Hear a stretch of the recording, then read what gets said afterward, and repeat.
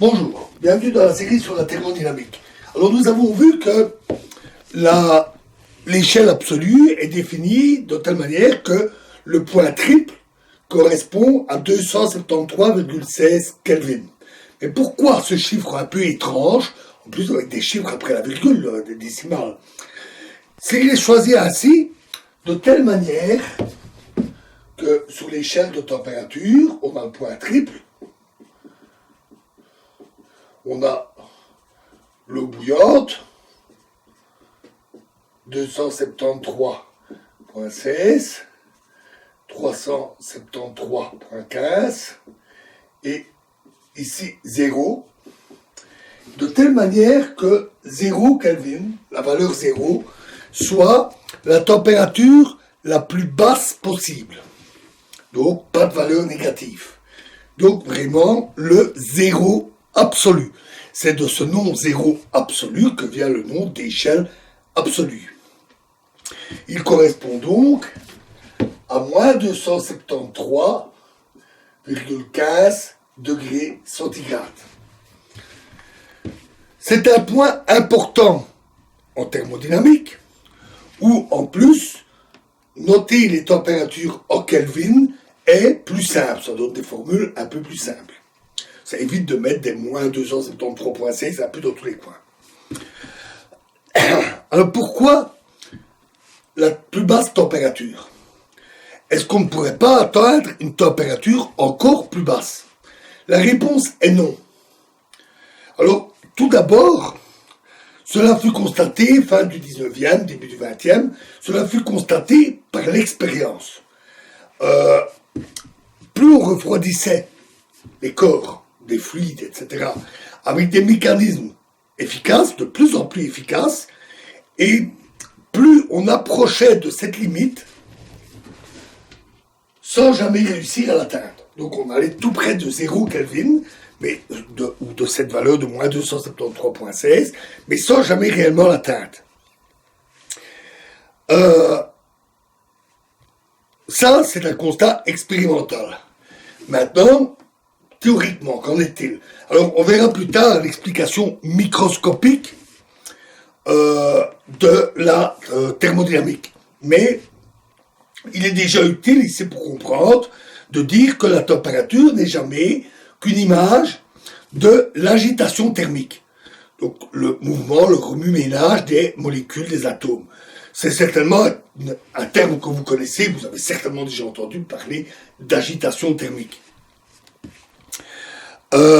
Les atomes, les molécules, ont des mouvements désordonnés et continuels. Des déplacements, surtout dans un gaz ou un liquide, dans un solide ils sont plus fixés, des vibrations, des rotations, et donc ça remue un peu dans tous les sens à l'échelle microscopique. Et la température n'est que le reflet de cette agitation.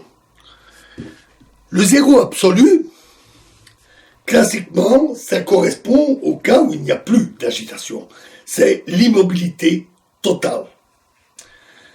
Et donc la limite devient compréhensible. Il est difficile d'être plus lent ou plus immobile que l'immobilité totale. Une fois que c'est à l'arrêt, impossible d'aller plus bas. Et donc impossible d'aller sous 0 Kelvin qui correspond à cet état. En mécanique quantique, on apprend que l'immobilité absolue n'existe pas. C'est dû au principe d'incertitude Heisenberg. Peu importe ici d'entrer dans ce genre de détails, mais il reste toujours un petit mouvement résiduel. Mais, étant donné qu'on ne peut pas aller à l'immobilité, ce petit mouvement résiduel, c'est le minimum. Ce mouvement résiduel a une valeur bien précise, et on ne peut pas être aussi petit qu'on voudrait. C'est l'état de plus basse énergie des corps, des atomes, des molécules. On dit aussi l'état de base. Et cet état de base correspond à 0 Kelvin. Donc, par conséquent, c'est le même genre de limite. C'est l'état d'agitation minimale, c'est l'état d'énergie la plus basse, et on ne peut pas aller plus bas que le plus bas. il est très difficile d'atteindre des températures aussi basses. Les fluides utilisés dans les réfrigérateurs, les frigos que l'on a chez soi, ou même les surgélateurs,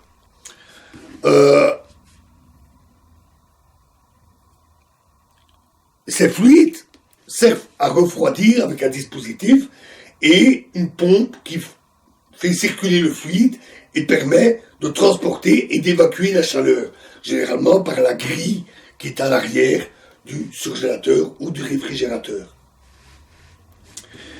Mais pour ça, il faut que ça soit un fluide.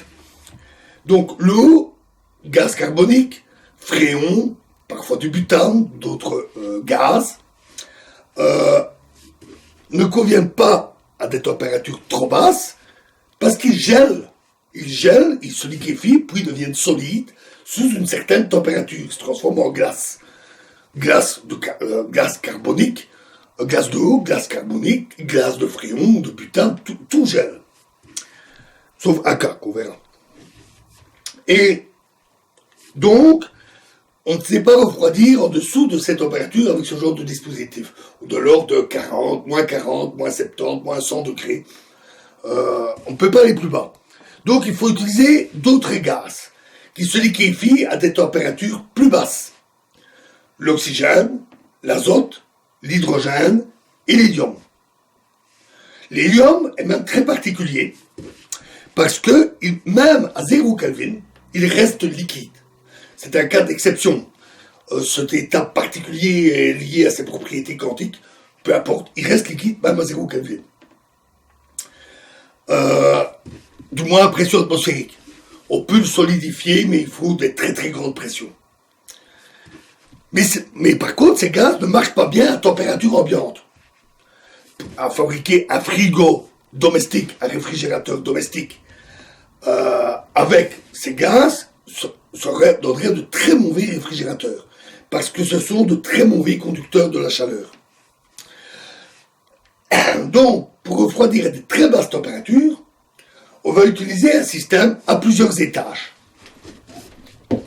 Un système de réfrigération, on va dire, classique, puis un autre avec des gaz qui fonctionnent à plus basse température, puis encore un autre, et ils sont tous reliés. Celui-ci envoie du froid, et là du chaud. Froid, chaud, etc. Donc en fait, la source froide des étages sert de source chaude du système suivant. Tout est relatif, ça dépend des températures de chaque étage. Et en utilisant chaque fois des gaz appropriés. Et on peut ainsi atteindre des températures assez basses. C'est donc assez complexe.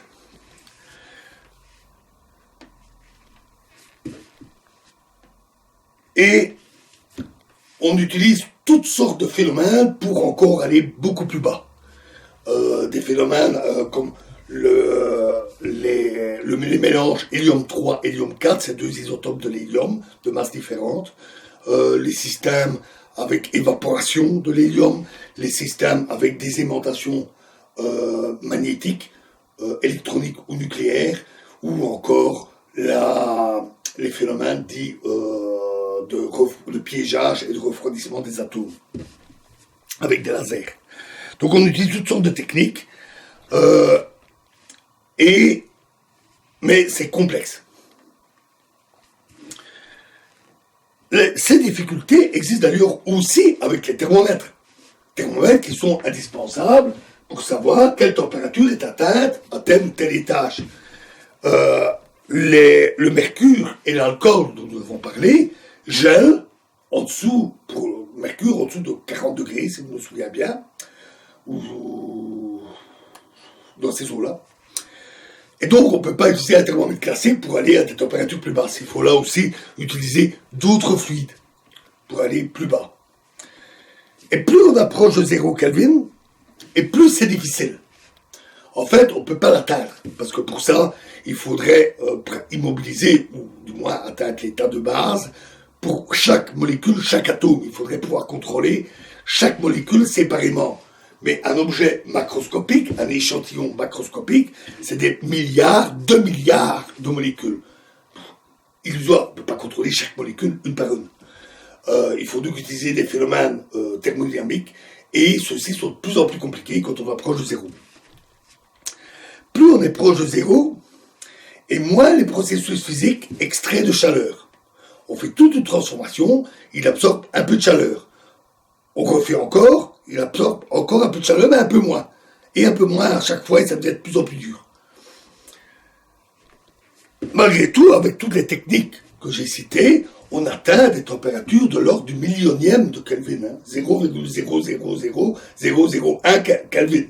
Donc on atteint vraiment des très basses de température, très proches de zéro. Il devient aussi très difficile d'isoler les systèmes.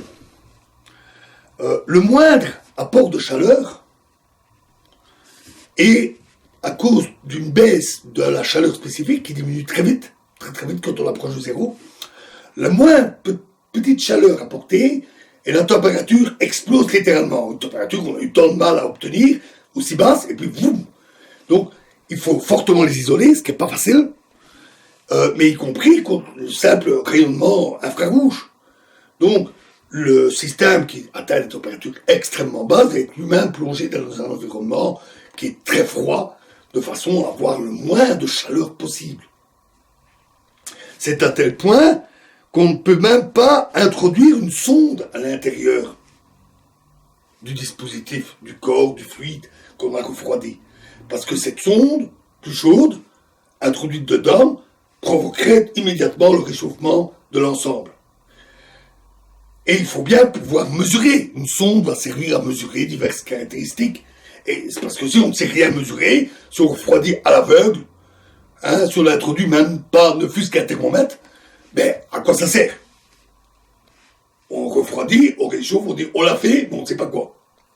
Donc il faut mettre la sonde dès le départ, dans le milieu qu'on refroidit. Et ça peut être fort compliqué, pour diverses raisons. Tous les matériaux ne se refroidissent pas aussi facilement ou aussi bien que d'autres. La sonde elle-même peut être très difficile à refroidir.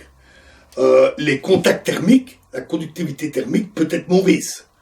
Les métaux sont en général de très bons conducteurs de la chaleur. Or, il y a des fils électriques à une sonde.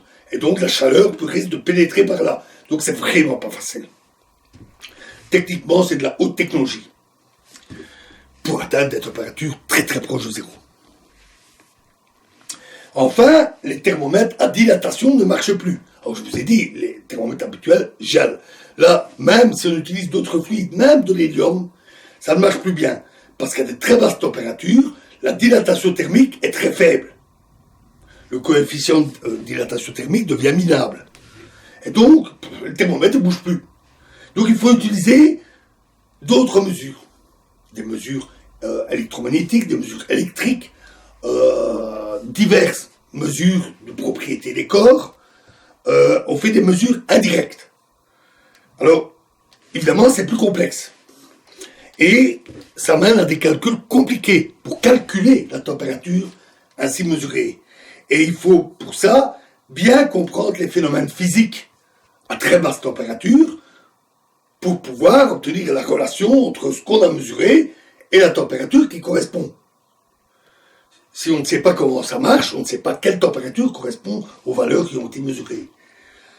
Donc c'est compliqué.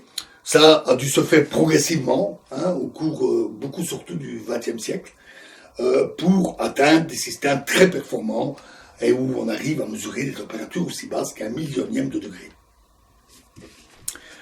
Voilà pour cette échelle absolue, ce zéro absolu. Alors, dans la prochaine vidéo, nous verrons un autre aspect lié à la température, que sont les changements d'état. Je vous remercie.